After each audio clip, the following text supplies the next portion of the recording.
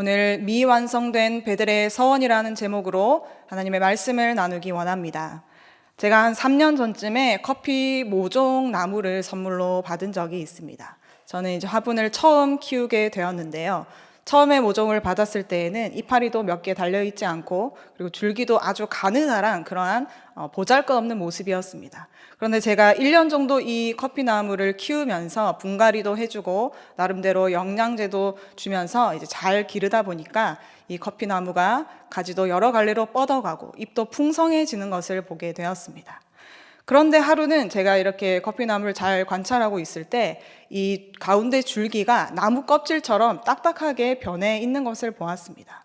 저는 이제 이런 것을 처음 보았기 때문에 궁금해서 인터넷을 찾아보니까 바로 이것이 목질화된다, 나무처럼 된다라고 하는 그런 현상이었습니다. 이렇게 줄기가 두꺼워지고 단단해지는 것은 바로 식물의 세포벽에 리그닌이라는 그 성분이 이렇게 식물을 단단하게 하고 또 튼튼하게 한다고 합니다. 이 고마운 물질 덕분에 이렇게 자라가면서 줄기가 굵어지고 그 뿌리로부터 더 많은 양분과 물과 그런 것들을 이제 흡수한다고 합니다. 그리고 여러 세균으로부터 또 식물이 자기 자신을 보호할 수 있게 된다고 합니다. 저는 이렇게 아주 작고 연약한 커피 나무가 이렇게 장성한 한 그루의 나무로 점점점 자라가는 모습을 보면서 바로 우리의 믿음도 하나님께서 이와 같은 모습으로 자라게 하실 것을 기대하는 마음으로 묵상하게 되었습니다. 이렇게 연약한 작은 피조물도 하나님께서 이렇게 귀하게 돌봐 주십니다.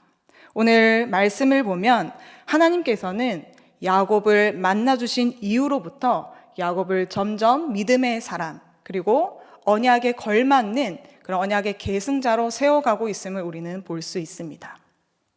처음 야곱이 하나님을 만났던 때는 언제였을까요? 바로 베델이었습니다. 베델에 야곱이 홀로 돌베개를 베고 누워있을 때 우리 하나님께서는 야곱에게 놀라운 약속의 말씀을 주셨습니다. 창세기 28장 15절 말씀해 보시면 네가 어디로 가든지 내가 너와 함께하며 그리고 너를 다시 이 땅에 이끌어 들여서 내가 너와 함께한 이 약속을 이루겠다라고 하나님께서 말씀해 주셨습니다.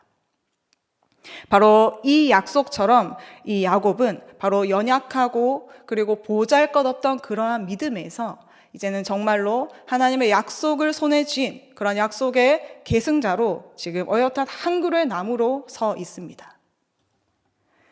오늘 우리가 읽은 본문 말씀은 야곱이 브니엘에서 놀라운 하나님의 축복을 경험하고 그리고 에서와 놀라운 그런 화해의 응답을 경험한 후에 이어지는 야곱의 여정을 보여줍니다. 12절 말씀 함께 보겠습니다.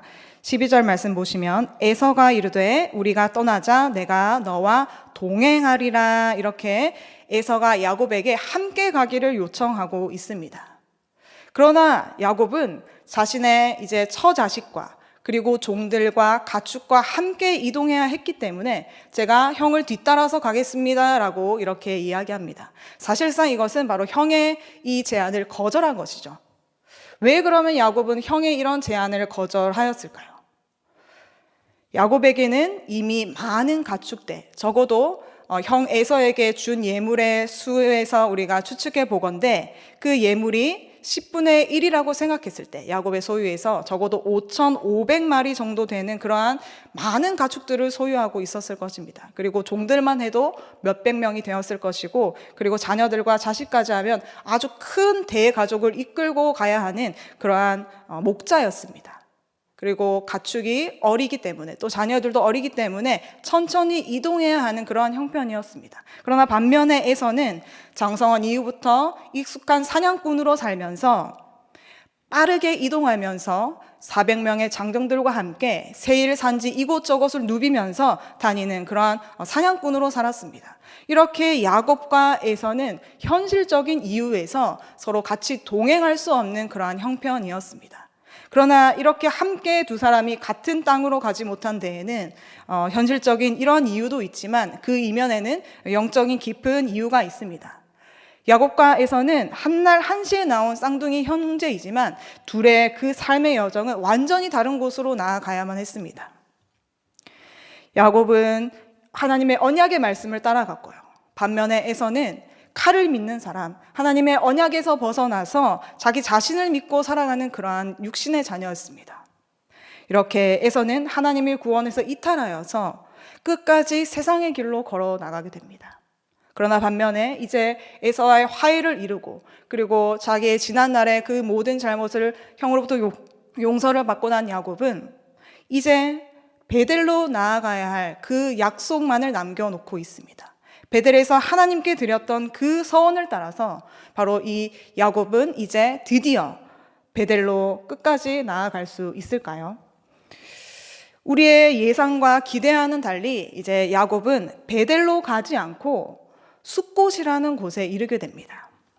지도를 한번 보시겠습니다. 지도에 보시면 야곱은 맨 위쪽에, 좀 잘 안 보이실 텐데 맨 위쪽 북쪽 끝에서 하란에서부터 지금 약 한 달을 걸려서 가운데 보시면 에서와의 상봉이라는 글씨가 보이시나요? 거기 있는 브니엘, 바로 야복강이 흐르는 바로 이 땅까지 이르게 되었습니다. 하란에서 이 야복강까지는 적어도 700에서 800km 정도에 달하는 먼 거리입니다. 그리고 그 요단강 가운데로 흐르는 요단강 동편에는 숫곳이 있고요. 그리고 숫곳에서 이제 요단강을 건너가면은 이제 세겜이라는 땅이 나오고 거기서 좀 더 남쪽으로 내려가면 바로 베델이 있습니다. 이렇게 숫곳이라는 땅은 바로 요단강과 그리고 야복강이 만나는 지점에서 약간 떨어져 있는 곳에 있는 아주 좋은 평지였습니다. 풍부한 물도 있었고요. 그리고 목초지도 있었기 때문에 이렇게 숫곳은 여러 유목민들이 가축대를 먹이며 한동안 편히 머물 수 있는 그러한 땅이었습니다. 17절 말씀을 보시겠습니다. 함께 읽겠습니다. 야곱은 숫곳에 이르러 자기를 위하여 집을 짓고 그의 가축을 위하여 우릿간을 지었으므로 그 땅 이름을 숫곳이라 부르더라. 아멘. 이 숫곳이라는 이 이름은 쉼터라는 뜻이 있습니다. 야곱이 이 숫곳에서 가장 먼저 어떤 일을 하였나요? 바로 자기를 위하여서 자기 집을 짓고 그리고 그의 가축을 위하여서 우릿간을 짓습니다. 여기서 우릿간이라는 것은 이제 오두막처럼 생긴 가축을 위한 축사라고 할 수 있습니다. 이렇게 야곱은 지난날 20년 동안에 라반의 집에서 그렇게 혹독한 그런 노동을 하면서 언젠가 나도 내 집을 세울 수 있겠지 그런 꿈을 꾸며 살았었습니다. 이제 야곱은 하나님께서 주신 그 언약의 충만한 복 안에서 에서와 라반에게서 해방되어서 이제 고향 땅 베델로 돌아가서 그토록 꿈꾸던 자기 집을 세우고 그리고 자기의 사랑하는 가족들과 함께 하나님께서 주신 생육하고 번성하라 그리고 온 땅에 충만하라는 그 언약의 복을 이루기만 하면 되는 것이었습니다. 그런데 야곱은 지금 어디에 있습니까? 바로 숫곳에서 자기 집을 짓고 숫곳에서 가축을 위한 우릿간을 짓고 있습니다. 야곱은 야복강에서 하나님께서 주신 놀라운 은혜를 경험했습니다. 브니엘에서 자신의 이름이 이스라엘로 변화되는, 자신의 죄악된 그런 자기 중심성을 내려놓게 되는 회개의 은혜를 경험하고 완전히 새로운 정체성을 받게 되었습니다. 그래서 이제 그 축복을 따라서 하나님의 언약의 성취를 따라서 베델로 곧장 가기만 하면 되는 것이었습니다. 그런데 이제 야곱은 베델에서의 그 서원은 뒤로 한 채 숫곳에 멈춰 서게 됩니다. 지체하게 됩니다. 야곱의 입장에서 보면 왜 야곱이 숫곳에서 멈춰 섰는지 우리는 조금 이해가 됩니다. 왜냐하면 야곱은 지금 700km나 되는 먼 거리를 거의 한 달에 걸쳐서 많은 가족들과 종들과 함께 이렇게 내려왔고 그리고 그의 소유와 그의 가축과 종들과 함께 잠시 휴식을 취할 시간이 필요했을 것입니다. 그리고 이때 야곱의 나이는 무려 100세에 가까운 97세의 나이였습니다. 보통 우리가 야곱을 생각하면은 젊은 날에 하란으로 가서 고된 노동을 하며 결혼도 하고 자식도 낳았을 거라고 생각하지만 우리가 요셉의 나이나 그리고 다른 자녀들의 나이를 우리가 계산해 보면 지금 야곱의 나이는 바로 97세의 나이라는 것을 알 수 있습니다. 이렇게 노령의 나이에 이 야곱은 이 숫곳에 와서 잠시 휴식을 취하게 됩니다. 우리도 만약에 서울로 간다고 하면은, 창원에서 서울로 간다고 하면은 고속도로를 타고 가다가 잠시 휴게소에서 머물러서 30분 또는 1시간 정도 머물러서 재정비를 하고 다시 목적지로 가게 됩니다. 그러나 우리는 그 휴게소에서 뭐 하루를 숙박하거나 몇 날 며칠을 그 휴게소에서 머무르는 일은 거의 없습니다. 그런데 야곱이 이 숲곳에서 누리는 휴식, 이 재정비의 시간은 너무나도 길었습니다. 야곱은 숲곳에서 몇 년의 시간을 지체하면서 하나님께서 주신 그 베델의 약속, 그 언약의 약속을 지체하고 그 땅으로 가지 못했을까요? 숲곳에서 얼마 동안 야곱은 머물렀을까요? 오늘 말씀에서는 17절과 18절 말씀 사이에 이 시간의 간격이 몇 년이 되는지, 얼마가 되는지 말해주지 않습니다. 그러나 우리가 다른 또 기록들을 볼 때 야곱의 그 자녀들, 특히 디나를 생각해 볼 때 우리는 숲곳에서 야곱이 몇 년 동안 머물렀는지 알 수 있습니다. 야곱과 레아에게서 태어난 디나는 이제 요셉과 비슷한 시기에 태어났습니다. 야곱이 하란에 들어갔을 때 14년 차에 이제 디나와 요셉을 낳는데요. 그리고 나서 이제 6년 동안 더 라반의 집에서 일하면서 자기의 그 품삯을 이제 받게 됩니다. 그리고 나서 20년을 채우고 하란에서 떠나올 때 이제 디나의 나이는 6살 정도 되었습니다. 그리고 오늘 우리가 읽지는 않았지만 이 다음 본문에 창세기 34장을 보면은 디나의 나이가 당시 결혼 정년기인 15살, 당시에는 일찍 결혼했으니까요. 15살이나 16살 정도 되었습니다. 이런 어린 디나가 어엿한 소녀로 성장할 때까지 바로 야곱은 바로 이 숲곳에서 거의 10년이나 되는 세월을 지체했던 것입니다. 베델에서의 서원은 이렇게 오랫동안 지체되고 연기되었습니다. 창세기 28장 15절 말씀 우리 함께 읽겠습니다. 내가 너와 함께 있어 내가 어디로 가든지 너를 지키며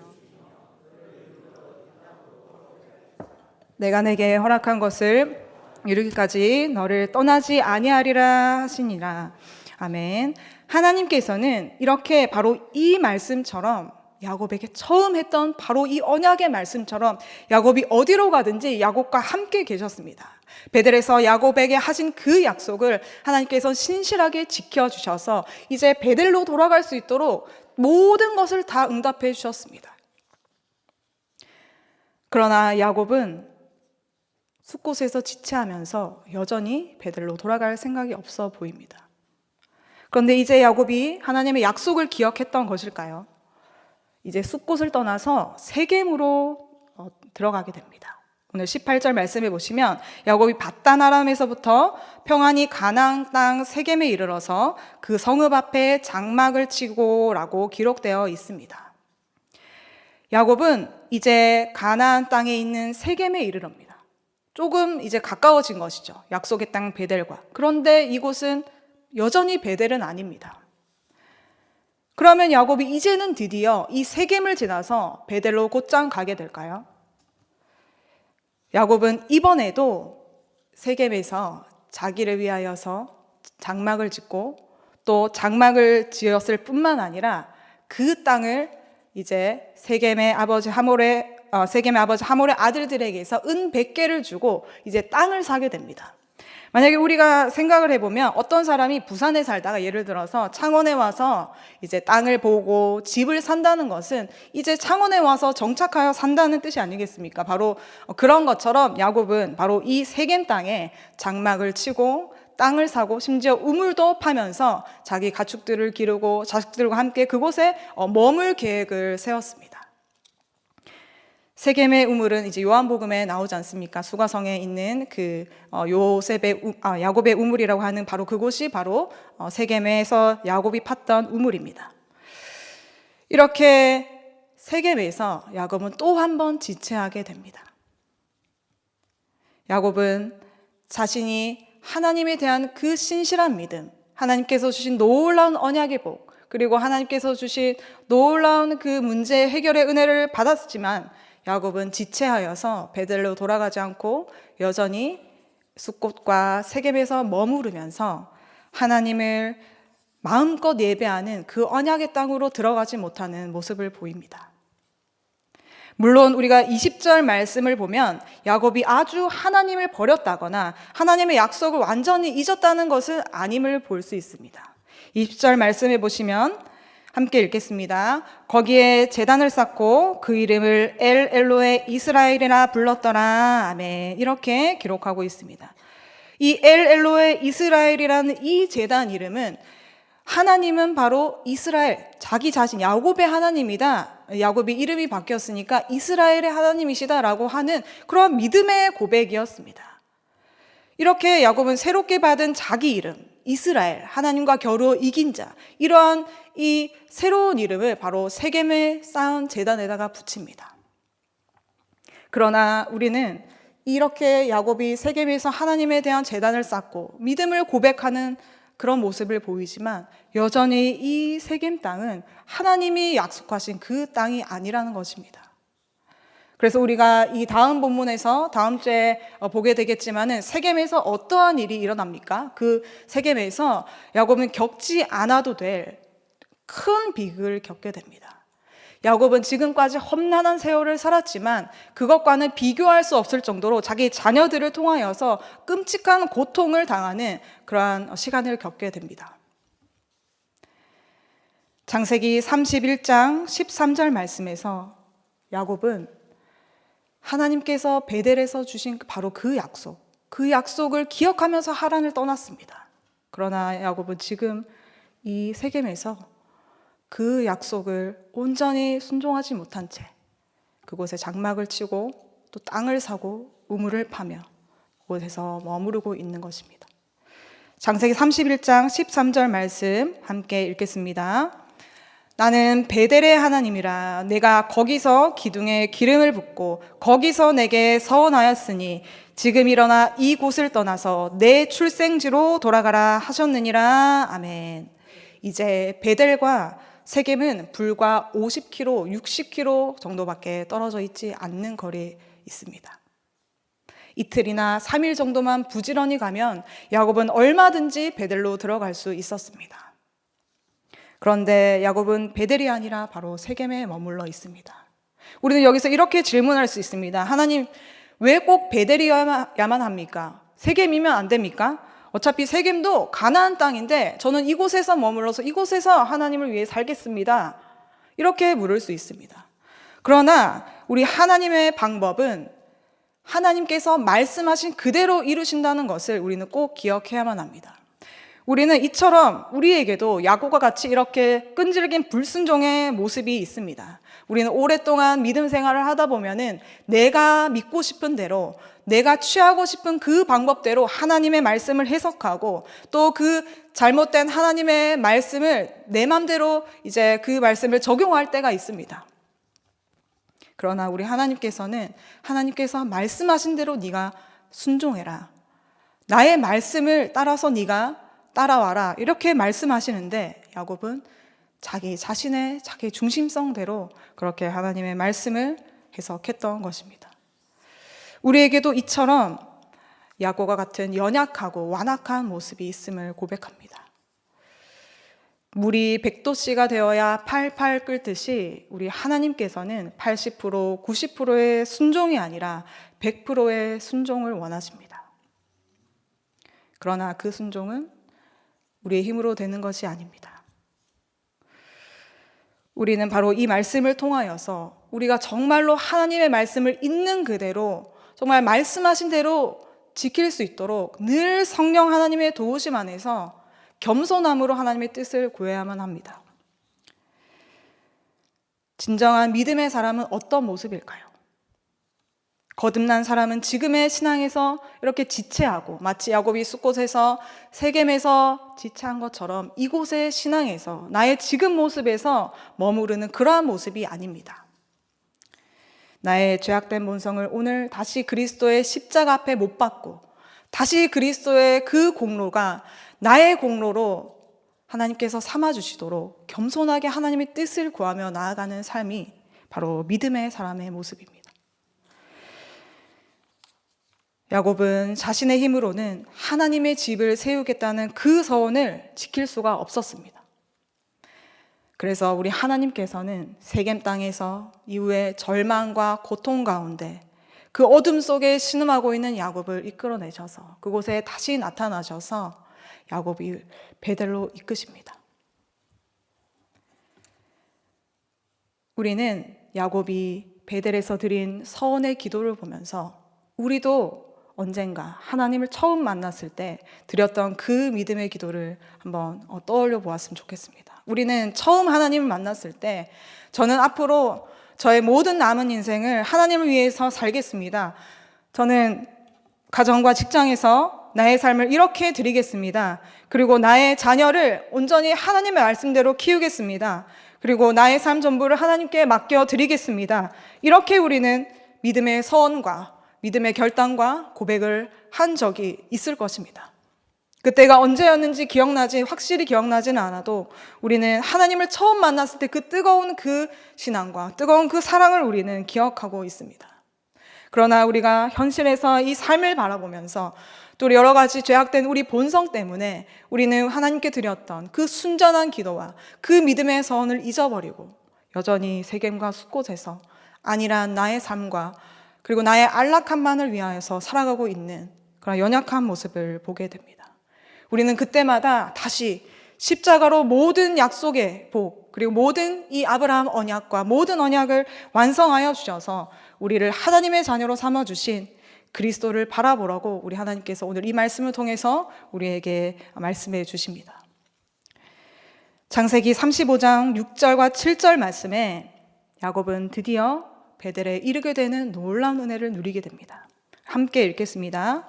야곱과 그와 함께한 모든 사람이 가나안 땅 루스 곧 베델에 이르고 그가 거기서 제단을 쌓고 그곳을 엘 베델이라 불렀으니 이는 그의 형의 낯을 피할 때에 하나님이 거기서 그에게 나타나셨음이더라. 아멘. 하나님은 이제 하란에서부터 지금 베델에 온 야곱 무려 30년이 넘는 세월 동안 야곱을 만나주시고 기다려주시고 그리고 야곱과 함께 하셨습니다. 야곱이 이스라엘로 변화되었지만 여전히 야곱의 모습으로 살고 있을 그때 야곱을 베델로 부르셔서 다시 이스라엘로 살게 하십니다. 진짜 이스라엘로 다시 시작하게 하십니다. 비록 야곱은 이때 100세의 나이가 거의 다 되어가는 노령의 나이였지만 야곱은 이 하나님의 참으심 안에서 이 하나님의 인내하심 가운데 함께 하심 가운데 야곱은 베델의 은혜를 누리며 자신이 지키지 못한 그 베델의 서원을 마침내 하나님께서 이루시는 것을 보게 되었습니다. 이렇게 야곱과 함께 하심, 하나님의 참으심, 끝까지 인도하심의 이 은혜는 오늘 우리에게 대한 하나님의 참으심이며 우리에게 대한 하나님의 사랑이고 우리를 인도하심입니다. 우리에 대한 이 사랑은 우리에게 그러면 어떻게 나타났을까요? 빌립보서 1장 6절 말씀입니다. 제가 읽겠습니다. 너희 안에서 착한 일을 시작하신 이가 그리스도 예수의 날까지 이루실 줄을 우리는 확신하노라. 아멘. 하나님은 바로 이 말씀처럼 우리 안에 놀라운 구원을 시작하셔서 그리스도의 예수의 날까지 이루신다고 우리에게 말씀하셨습니다. 야곱이 다시 베델로 돌아갈 때까지 수많은 어려움과 수많은 장애물과 자기 중심성의 죄악과 그리고 자기 자신의 그 판단을 따라갔던 것, 그러한 모든 것을 우리 하나님께서는 참으시고 끝끝내 야곱을 그 약속의 자리, 언약의 자리로 인도해 주셨습니다. 이것이 바로 견인의 은혜입니다. 우리가 견인의 은혜, 성도의 견인을 생각하면은 많은 사람들이 마치 견인차처럼 이렇게 끌려가는 그러한 이미지를 생각하실 수도 있겠습니다. 그러나 견인이라는 것은 굳을견 참을인 우리 하나님의 오래 참으심입니다. 오래 참으심 안에 바로 성도의 견인, 우리가 하나님의 구원에 이를 때까지 우리를 끝까지 포기하지 않으시고 인도하신다는 바로 그 사랑의 말씀이 성도의 견인 안에 들어있는 것입니다. 우리 하나님께서는 야곱을 이렇게 견인의 은혜로 함께하심, 이끄심, 그리고 인도하심, 참으심의 은혜로 이렇게 끝까지 지키시고 베델로 인도하여 드리셨습니다. 그리고 그 베델에서 하나님의 언약의 계승자로서 담대하게 하나님의 말씀을 따르는 자로서 모든 우상을 버리고 하나님만을 섬기는 믿음의 가정으로 살아갈 수 있도록 그를 인도하여 주셨습니다. 우리도 마찬가지입니다. 우리에게도 하나님께서는 바로 이 십자가의 은혜로 우리를 절대로 포기하지 않으시고 하나님의 참으심과 그 신실하심으로 그 견인의 은혜로서 우리가 정말 구원의 그 완성에 이를 때까지 우리를 끝까지 하나님께서 인도하고 계십니다. 이렇게 구원의 완성은 우리의 열심, 우리의 욕심, 우리의 방법이 아니라 바로 우리 하나님의 신실하심에 온전히 달려 있는 것입니다. 때로는 나의 욕심과 연약함으로 인하여서 우리는 다른 길로 가고 싶을 때도 있습니다. 잠시 멈춰 서고 싶을 때도 있습니다. 지치고 힘들고 또 여러 가지 세상의 장애물들이 우리 앞을 가로막고 있습니다. 지금 세상을 바라보면 꽃은 화사하게 피어 있고 아름다운 이제 봄의 풍경이 보이지만 하늘은 어둡습니다. 이 어두운 때에 우리는 무엇을 바라보아야 하겠습니까? 바로 우리를 끝까지 인도하여 하나님 나라로 들이시는 하나님의 은혜를 바라보아야 합니다. 히브리서 12장 2절 말씀 우리 함께 읽겠습니다. 믿음의 주여 또 온전하게 하시는 이인 예수를 바라보자. 그는 그 앞에 있는 기쁨을 위하여 십자가를 참으사 부끄러움을 개의치 아니하시더니 하나님 보좌 우편에 앉으셨느니라. 아멘. 이제 말씀을 맺기를 원합니다. 우리는 야곱과 같이 세상의 소리, 세상에서는 자기 집을 세우라, 자기의 소유를 풍족하게 하라, 이런 혼란한 때에 많은 소유를 위하여서 자기의 집을 위하여 살아가라 이렇게 이야기하지만 우리는 나의 집 세우는 것, 나의 장막을 세우는 것을 내려놓고 하나님의 집 세우는 그런 소명으로 나아갔으면 좋겠습니다. 하나님의 집을 세우는 것은 바로 우리에게 허락하신 이 교회 안에서 우리에게 주신 놀라운 복음의 사명을 따라가는 것입니다. 한 영혼을 위하여서 눈물로 기도하며 그리고 하나님을 떠난 그 많은 영혼들을 위하여서 우리 주변의 가족들과 주변의 많은 영혼들을 위하여서 정말로 그리스도의 사랑을 전하는 것입니다. 그것이 바로 하나님의 집을 세우는 사명을 우리에게 주셨다는 것입니다. 여전히 우리에게는 가야 할 길이 남아 있습니다. 우리가 지치고 힘들지만 우리는 계속해서 베델로 나아가야만 합니다. 오직 하나님을 예배하는 정결한 믿음을 향하여서 우리가 오직 그리스도의 공로에 힘입어서 우리가 구원의 완성에 이를 때까지, 우리가 그리스도의 날에 이를 때까지 우리가 함께 주님 안에서 그리스도의 십자가를 바라보기를 원합니다. 나를 위해 참혹한 십자가를 지신 우리 이해할 수 없는 그리스도의 사랑 안에서 남은 한 주간, 남은 고난 주간 정말 이 그리스도의 은혜 가운데 깊이 주님을 생각하는 귀한 한 주간, 또 매일의 우리 삶, 또 남은 우리의 모든 인생이 되기를 간절히 소망합니다.